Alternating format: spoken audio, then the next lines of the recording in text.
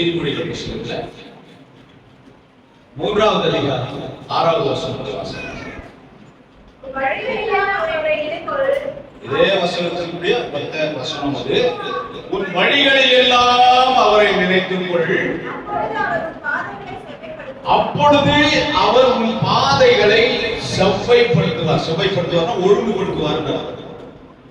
செம்மையான இருதயம் அப்படின்னு இருக்கும். செவ்வையான இருதயம் அப்படின்னா என்ன இருக்குன்னா, செவ்வை அப்படின்னா ஒழுங்குபடுத்தப்படுதல், நேர்மையானது அப்படின்னு. இங்க வசனம் 3ஆம் அதிகாரத்தில் எழுதியிருக்குது, உன் வழிகளில் எல்லாம் அவரை நினைத்துக்கொள்.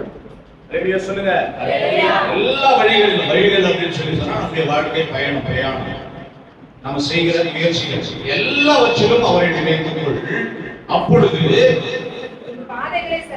பாதைகளை செவ்வைப்படுத்துவார். எதை செய்யணும்ங்கிறத 6வது வசனம் சொல்லுது, எதை செய்யக்கூடாதுங்கிறத 5வது வசனம் சொல்லுது பாருங்க.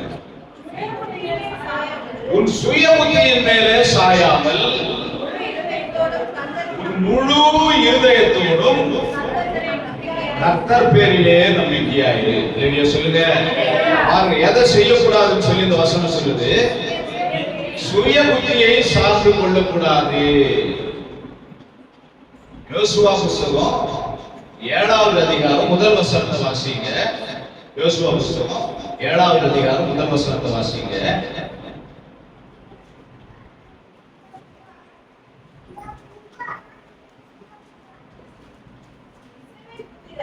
இஸ்ரவேல் புத்திரர் சாபத்தீடானதிலே கர்த்தருக்கு துரோகம் பண்ணினார்கள். சாபத்தீடானதிலே கர்த்தருக்கு துரோகம் பண்ணினார்கள். எப்படி எனில்,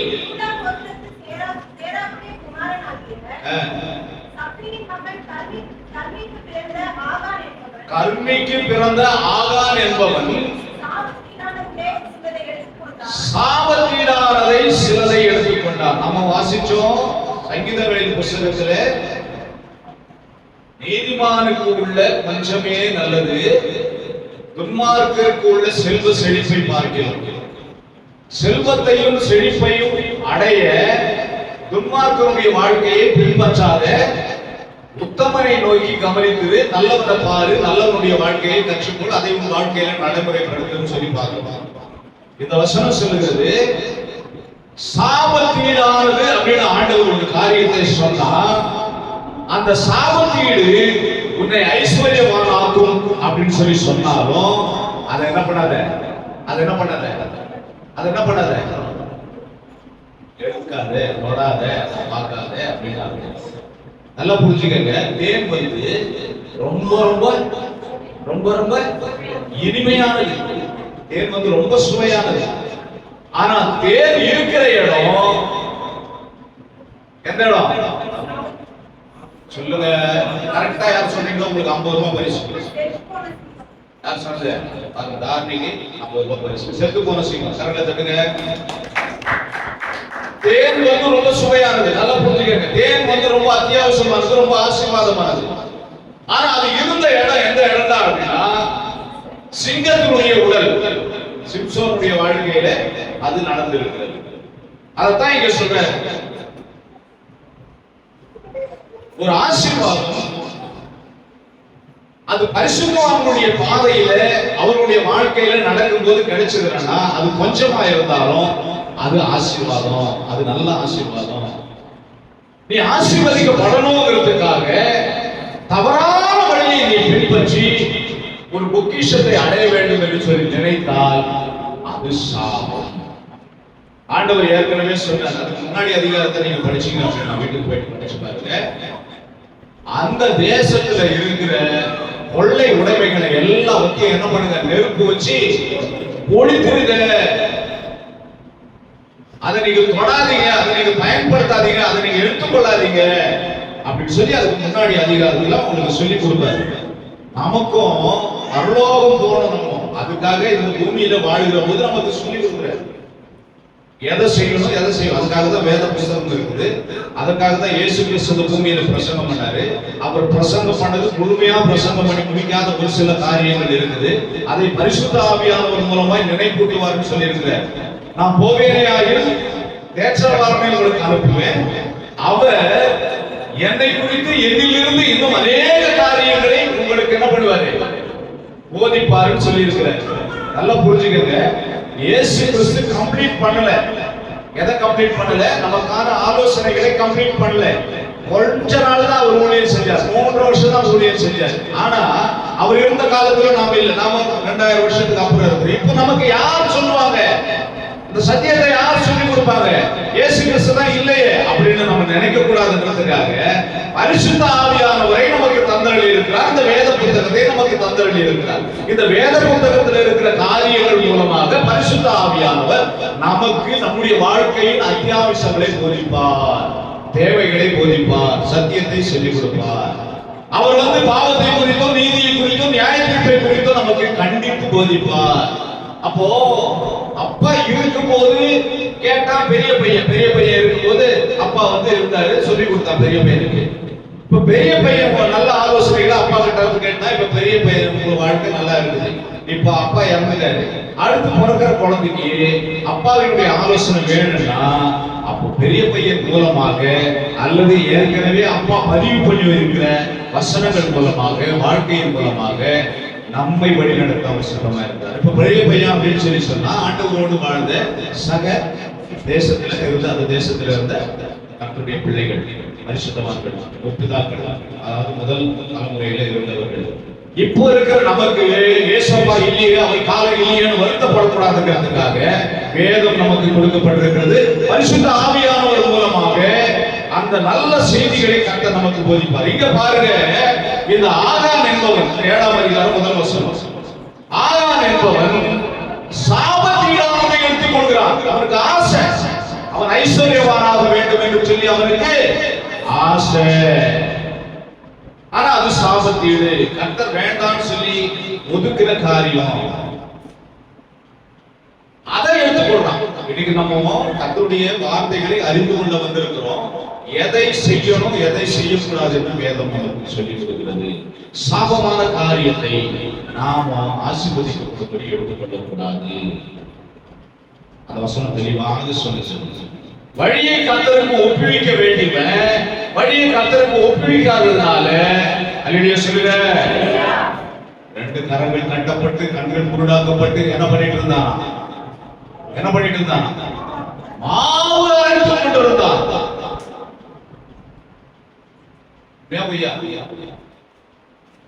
இஸ்ரவேலின் ரட்சிப்பு அவன் மூலமா தான் அப்படின்னு சொல்லி இஸ்ரவேல் ஜனங்கள் நம்பி இருந்தாங்க. அவரை போல ஒரு பராக்கிரமசாலி வேதத்துல யாருமே இல்லை. கோலியாத்து கிடையாது, தாவீது கிடையாது. சிம்சோனுடைய சரித்திரத்துல அவருடைய வாழ்க்கை முறையை நீங்க படிச்சீங்க அப்படின்னு சொல்லி சொன்னா, சிம்சோனை போல ஒரு பராக்கிரமசாலி அந்த கேரக்டர் இருக்குது பாருங்க. அவ்வளவு ஒரு பயங்கரமான கேரக்டர். 2 பக்கம் 2 கூடையை இழுத்து சாகடிக்கிற அளவுக்கு வல்லமை அவனுக்கு இருந்தது. புது கைகளாலே கட்டுகிறார்கள், எல்லாம் தவிடு முடியா இருந்தது. ஒரு எலும்பை எடுத்து சாகடிக்கிறார் ஜனங்களை. சொல்லுங்க, எல்லாம் கர்த்தர் மூலமாய் வராம பிசாசின் மூலமாய் செயல்படுமானால் கர்த்தராலே செயல்பட மட்டும்தான். கர்த்தருடைய ஆவியானவர் அவன் மேல பலமாய் இறங்கினால செயல்பட்டது. அவனுக்கு இருந்த பலம் எல்லாம் போறதுக்கு காரணம் அவன் வழியை அவன் என்ன பண்ணல, யாருக்கு ஒப்புவிக்கல, யாருக்கு ஒப்புவிச்சான்? தெளிநாள் என்கிற பேசி கையில தன்னுடைய வாழ்க்கையை ஒப்புவித்தான். தெளிநாள் இஸ் ஈக்குவல் டு உலகம். அவன் தெளிநாளின் மடியிலே படுத்து கிடந்தான். இப்போ பரிசுத்த ஆவியானவர் மூலமாக உங்களுக்கு விளக்குகிற காரியம், உலகத்தின் மடியிலே நீங்கள் கிடப்பீர்களானால் உங்கள் பலத்தை, உங்கள் ஆவியின் அபிஷேகத்தை, உங்கள் வல்லமையை நீங்கள் இழந்து விடுவீர்கள்.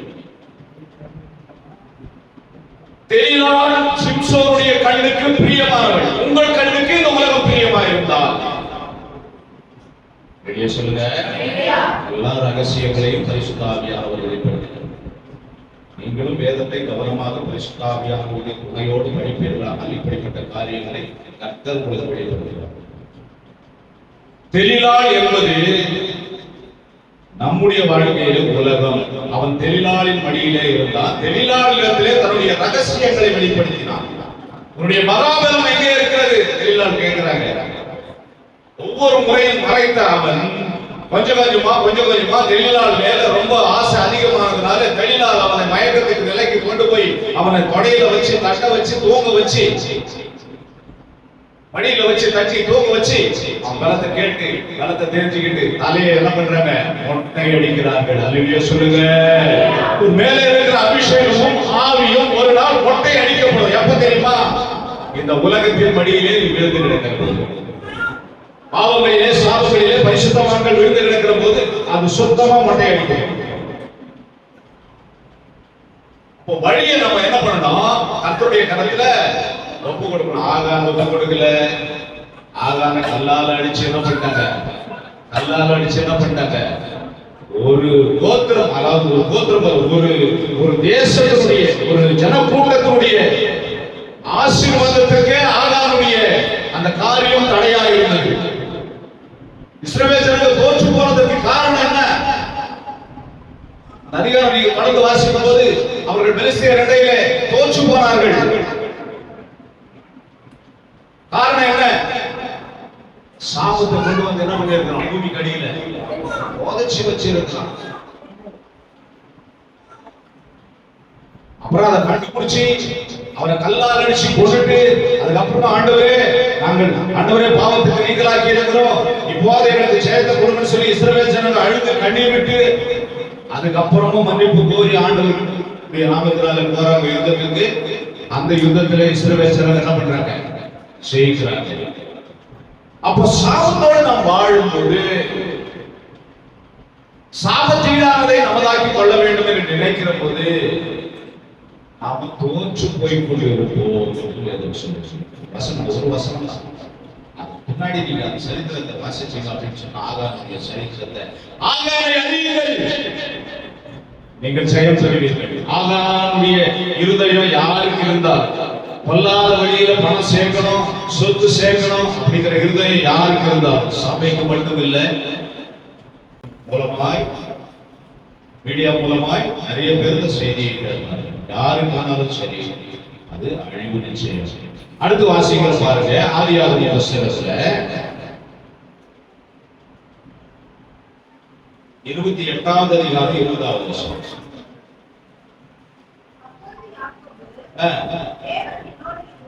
தேவன் என்னோட இருந்து நான் போகிற இந்த வழியிலே என்னை காப்பாற்றி உண்ண ஆகாரமும் உடுக்க உடையும் தந்து என்னை என் தகப்பன் வீட்டுக்கு சமாதானமாய் திரும்பி வர பண்ணுவாரானால் கர்த்தர் எனக்கு தேவனாய் இருப்பார். நான் தூணாக இருக்கிற இந்த கல் தேவனுக்கு வீடாகும். தேவன் எனக்கு தரும் எல்லாவற்றிலும் தசம பாகத்தை கொடுக்கும். இங்க யாக்கோபு என்ன பண்றாரு? அப்பாவுடைய பேச்சை கேட்டு ஆலோசனையை கேட்டு வீட்டை விட்டு வெளியே போறாரு. அதுக்கு முன்னாடி சம்பவம் என்ன நடக்குதுன்னா, ஏசாவுடைய ஆசீர்வாதங்கள் ஏதோ ஒரு வழியில, ஏதோ ஒரு குறுக்கு வழியில யாருக்கு? யாக்கோபுக்கு வந்து விடுகிறது. தெரிஞ்சியோ தெரியாமலையோ, கண்ணை மூடிக்கிட்டோ இல்ல சுயநினைவோடவோ ஈசாக்கு அதை என்ன பண்றாரு? யாக்கோபுக்கு கொடுத்துறாரு. நல்லா புரிஞ்சுக்கிறது. அது ஏசாவுடைய அசட்டைத்தனம். அதை ஒரு நாளைக்கு வச்சுக்கலாம்.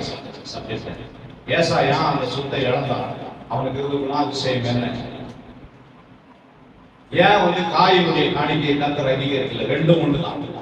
காயினுடைய காணிக்கை நிராகரிக்கப்பட்டதுக்கும் ஏசா ஆசீர்வதிக்கப்படாததுக்கும் காரணம் ஒண்ணுதான். ரெண்டு பேருடைய மனநிலையும் ஒரே மாதிரியான மனநிலை. ஏசாவுடைய மனநிலையும் காயின் காணிக்கை. இப்போ இவர் வந்து அப்பா பேச்சை கேட்டு என்ன சொல்றாரு? நீ உன் தாய் மாமா வீட்டுக்கு போ, இந்த இடத்துல இருந்தீங்கன்னா உனக்கு ஆபத்து அப்படின்னு சொல்லி அனுப்புறாரு. முன்ன பின்ன தெரியாத ஒரு இடத்துக்கு பிரயாணப்பட்டு யாக்கோபு போறாரு. நைட் ஆயிடுது, கல்ல வச்சு தூங்கிறாரு. பொழுது வெடிச்சு எழுந்து கடவுள்கிட்ட ஒரு பொருத்தனை செய்து கொள்கிறார். என்ன பொருத்தனை செய்யறாரு? ஆண்டவரே, எனக்கு சாப்பாடு கொடுத்து, எனக்கு ட்ரெஸ் கொடுத்து, எனக்கு சமாதானத்தை கொடுத்து என் தகப்பன் வீட்டுக்கு திரும்ப வர பண்ணுவீரானால், நல்லா புரிஞ்சுக்கணும். தகப்பன் வீடு என்று எழுதி இருக்கிறது ஈசாக்கு வீடு. ஆனால் ஆவிக்குரிய தகப்பன் வீடாகிய நாம் ஐக்கியத்துக்குள்ள எப்பொழுதும் திரும்பி வருகிறவர்களாக, பொருளீட்டவும் பொன்னீட்டவும் ஆசிகளை சேர்த்துக் கொள்ளவும் புறப்பட்டு வெளியில போகலாம். இவர் இங்கிருந்து காலியா போறார், கோலும் தனியுமாக போறார். திரும்பி வரும்போது எப்படி வர்றாரு? வெறும் கையால் நான் நடந்து வந்தேன், இரு பரிவாரங்கள் எனக்கு தந்தி. காலியா போறாரு, கோலும் கையுமாக நடந்து போறாரு. திரும்ப வரும்போது 4 மனைவி, பிள்ளைகள், பொக்கிஷங்கள், ஆடு மந்த. லாபானுடைய ஆடுகள்ல ஆதி வெளியே சொல்லுங்க, நல்ல செல்வ செழிப்பு. பரிவாரம் என்ன அர்த்தம்னா சீர் அப்படின்னு அர்த்தம். பரிவாரங்கள் அப்படின்னு சொல்லி சொன்னா ஜனக்கூட்டம், திரள் என்று அர்த்தம், பொக்கிஷங்கள் என்று அர்த்தம், ஆசீர்வாதங்கள் என்று அர்த்தம். பரிவாரங்களோடு கூட திரும்ப வர்றாரு. இங்க ஜெபம் பண்றாரு. என்ன ஜெபம் பண்றாரு? ஜெபம் பண்ணும்போது அவர்கிட்ட என்ன இல்ல? எதுவுமே இல்ல. ஒரு நிமிஷம் கவனிங்க. ஜெபம் பண்ணும்போது அவர்கிட்ட என்ன இல்ல? எதுவுமே இல்ல. ஒரு ஜெபம் பண்றாரு. வாழ்க்கை ஒப்பு கொடுக்கிறாரா இல்லையா? கொஞ்சம் யோசனை பண்ணி பாருங்க. தனியா போற ஆளு தன் வாழ்க்கை முழுவதும் என்ன பண்றாரு? ஆண்டவர் கருத்துல ஒப்பு கொடுக்குற. ஆண்டவரே, நான் இப்ப போறேன், எனக்கு சாப்பாடு கொடுங்கன்னு கேட்கிறேன். எனக்கு சாப்பாடு கொடுங்க, உறுதி கொள்ளுங்க, உடை கொடுங்க, சமாதானம். இது 3 தானே அவர் கேட்கிறது. அந்த வசனத்தை நீங்க திரும்ப வாசிச்சு பாருங்க. வாசிங்க. யாக்கோபு என் கூட இருந்து போகிற வழியிலே என்னை காப்பாற்றி உன்ன சாப்பாடு எனக்கு பாதுகாப்பு கொடுங்க. முதல்ல கேட்கிறேன், காப்பாத்துங்கன்னு சொல்றாரு. போற வழியில துஷ்ட மிருகங்களாலே, நம்ம போற வழியில எத்தனையோ துஷ்ட மிருகங்கள் இருக்குது. உங்களுக்கு எல்லாம் தெரிஞ்சது துஷ்டம் இருக்கும், நாய் தொத்திட்டு வருது, அதுதான். பகலில பறக்கும் அம்பு, மத்தியானத்தில் பாழாக்கும் கொள்ளை நோய், இரவில உண்டாகும் சங்காரம், இதெல்லாம் துஷ்ட மிருகங்கள். உங்களுக்கு தெரியாது. ஆவிக்குரிய கண்கள் திறக்கப்பட்டவங்களுக்கு இது தெரியும். நல்லா தான் இருந்தாரு, திடீர்னு முடியாம போயிடுச்சு. துஷ்ட மிருகங்கள் உங்களை அறியாமலேயே உங்களை துஷ்ட மிருகங்கள் தாக்கும். உங்களுக்கு தெரியாது. எத்தனையோ பேர் அந்த துஷ்ட மிருகங்களை இருந்து கர்த்தர் உங்களை விடுவிச்சிருக்கிறார், அதுவும் தெரியாது. அதனாலதான் காலையிலேயே சாயங்காலத்தை நன்றி சொல்லுங்க. ஆண்டவரே, இந்த நாள் முழுவதும் என்னை துஷ்ட மிருகங்களுக்கு பாதுகாத்தீங்க. நீங்க துஷ்ட மிருகம்னா கரடி வரும் போல இருக்கு, சிங்கம் வரும் போல இருக்குது, புலி வரும் போல இருக்குது நடிச்சிட்டு இருக்கிறீங்க. உங்கள் ஆத்மாவை கொல்ல துஷ்ட மிருகங்கள் வரும். ஆத்துமாவை சத்தியத்திலிருந்து திசை திருப்ப துஷ்ட மிருகங்கள் வரும். நீங்கள் கர்த்தருடைய பிள்ளைகளாய் வாழக்கூடாதபடிக்கு துஷ்ட மிருகங்கள் வரும். அதெல்லாம் உங்களுக்கு தெரியாதுங்க. நல்லா தானே போனாங்க, திடீர்னு பயந்தாங்க. 3 நாள் 4 நாளா சாப்பிடல பாஸ்டர், கொஞ்சம் பாருங்க அப்படின்னா நம்ம கிட்ட போனதை நாம இருக்கிறேன் சொல்லுங்க. தெரியாது, கண்ணுக்கு தெரியாது. இந்த துஷ்ட மிருகங்களை பார்க்க முடியாது. அவர் சொல்றாரு, நான் போகிற வழியில என்ன பண்ணுங்க, ப்ரொடெக்ஷன் பண்ணுங்க, என்னை பாதுகாருங்க. நம்ம கேட்கணும், ஆண்டவரே, எங்கேயாவது வெளியே போகும்போது தான் கேட்கணும். பைக்கில் போகும்போது எதுவும் விபத்து நடக்கூடாது ஆண்டவரே கேட்கணும். ஒவ்வொரு நாளும் வாழ்க்கை பயணத்துல என்னை பாதுகாக்க, எந்த தவறான ஆலோசனைகளை செவிகளிலே வந்து என்னுடைய சிந்தையை சிதறடித்து நான் தவறான பாதைக்கு செல்லாதபடிக்கு என் சிந்தையை ஒருமுகப்படுத்துங்க. என் செயல்கள் ஆண்டவரே, என்னுடைய கிரியைகள் ஆண்டவரே, தவறானவைகளாய் போகாதபடிக்கு ஆண்டவரே, என் செயல்களிலே துஷ்ட மிருகங்கள் குறிக்கிறாதபடிக்கு என் செயல்கள் உங்களுக்கு பிடித்த செயல்களாய் இருக்க உதவி செய்யுங்க. என்னோட வாயின் வார்த்தைகளிலே, என் செவிகளிலே விழுகிற வார்த்தைகளிலே, என் கண்களின் பார்வையிலே, என் நடக்கிற பாதையிலே எனக்கு துஷ்ட மிருகங்களுடைய அதிகாரங்கள் செயல்படாதபடிக்கு என்னை பாதுகாத்துக்கொள்ள. அதுதாங்க அதனுடைய ஆவிக்குரிய அர்த்தம். நீங்க அப்படியே படிச்சு அப்படியே கடந்து போயிருவீங்க, போகாதீங்க. அதுல இருக்கிற ரகசியம் என்ன? என்னை எந்த தீமையும் அணுகாதபடிக்கு. உலகத்துல நிறைய சிற்றின்பங்கள் இருக்கிறது, நிறைய உபச்சாரங்கள் இருக்கிறது, நிறைய அசுத்தங்கள் இருக்கிறது. இந்த அசுத்தங்களை என்னை தொடாதபடிக்கு என்னை பாதுகாத்துக் கொள்ளுங்க. வெளியே சொல்லுங்க. அவருக்கு துஷ்டம் வருமானம் அவர் காட்டு பாதையில போயிருப்பாரு. நமக்கு துஷ்டம் இருக்கிறது உலகத்துல இருக்கிறதான போராட்டங்கள். சொன்னார், என்னை பாதுகாத்து அப்புறம் எனக்கு ஆகாரம் கொடுங்க ஆண்டவரே. எழுதிய சொல்லுங்க, தினந்தோறும் உங்களுடைய அப்பத்தை நான் ருசிக்க வேண்டும், தினந்தோறும் வார்த்தைகளை நான் ஆண்டவரை தியானிக்க வேண்டும், தினந்தோறும் வசனங்கள் எனக்கு உணவாக வேண்டும். அதனால நான் இடராமல் இருப்பேன் ஆண்டவர். வார்த்தையை என் இருதயத்தில் வைத்து வைத்தே. அதனால இந்த வாசித்த சங்கீதத்தில் கூட அந்த வசனம் இருக்கு. அதனால நான் இடறி போகவில்லை ஐயா அப்படின்னு சொல்லி ஆதாரத்தை கொடுத்து அதுக்கப்புறம் என்ன பண்ணுங்க, அதுக்கப்புறம் என்ன பண்ணுங்க, வாசிக்க மாட்டீங்களா? எனக்கு ஆண்டவரே உம்முடைய ரட்சிப்பினுடைய முடிய, உம்முடைய பரிசுத்த உடைய முடிய, உம்முடைய போர்வையினால என்னை மூடுங்க.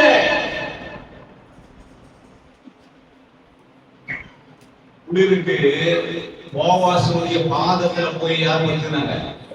ரூத்து படுத்தினாங்க. போவாஸ் என்ன பண்ணாரு தெரியுமா? போர்வையை மூடினார். போர்வையை மூடுவது என்பது பயங்கரமான பாதுகாப்பு.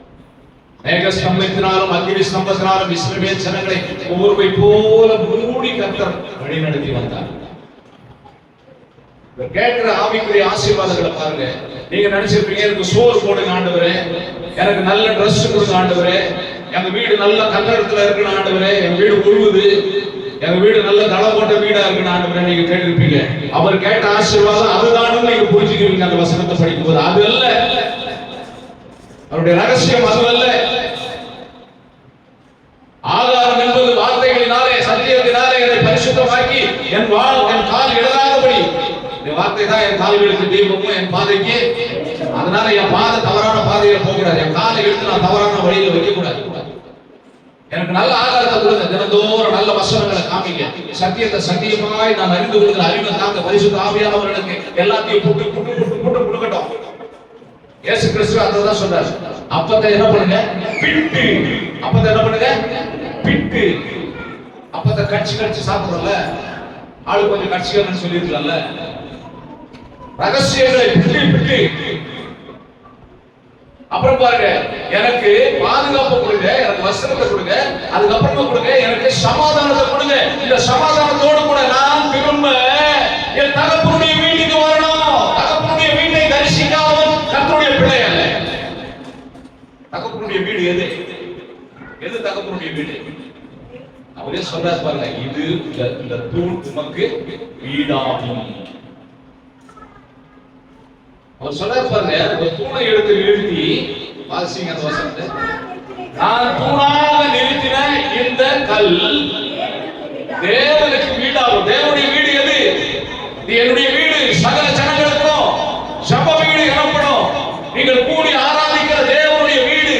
கர்த்தருடைய பிள்ளைகள் ஐக்கியமா இருக்கிறதான இடம், பரிசுத்தவான்களுடைய ஐக்கியம், இதுதான் கர்த்தருடைய வீடு. என்ன ஐக்கியத்தை கூட கொண்டு வாங்கப்பா. கர்த்தரை அறியாத ஜனங்கள் மத்தியிலே நான் போக போறேன். இவர் போறாரு, யார் வீட்டுக்கு போறாரு? யார் வீட்டுக்கு போறாரு?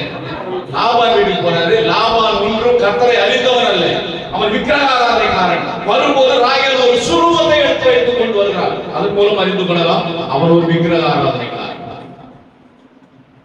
என் தகப்பனுடைய சுரூபங்கள் என்று எழுதியிருக்கிறது. நல்லா புரிஞ்சுக்கங்க. அவன் கர்த்தருக்கு பயந்தவனோ பயந்தவன் இல்லையோ, ஆறாவது விக்கிரக ஆராதனைக்காரன். யாரு? யாரு? லாபான். சொல்ற, ஆண்டவரே இந்த இடத்துல இருந்து நான் இந்த உலகத்துக்குள்ள போறப்பா. எதுக்கு போறேன்? என்னுடைய வாழ்க்கைக்கு தேவைகளை நான் சந்தித்துக் கொள்ள, நான் பசியாத, நான் உண்ண, நான் உடுக்க, தேவைகளை சம்பாதிக்க, பணத்தை சம்பாதிக்க உலகத்துக்குள்ள போறேன். அங்க போய் ஆடு மாடு மிருக ஜீவன்களை பார்த்துட்டு, ரெண்டு மனைவிமார்களை பிள்ளைகளை பார்த்துட்டு, மாமியார் வீட்டு சொத்துக்களை பார்த்துட்டு, நான் அங்கேயே நிரந்தரமா தங்காதபடிக்கு, உலகத்துக்குள்ளே நான் உருண்டு கிடக்காதபடிக்கு மீண்டும் என்னை கொண்டு வாங்க உடைய வீட்டுக்கு.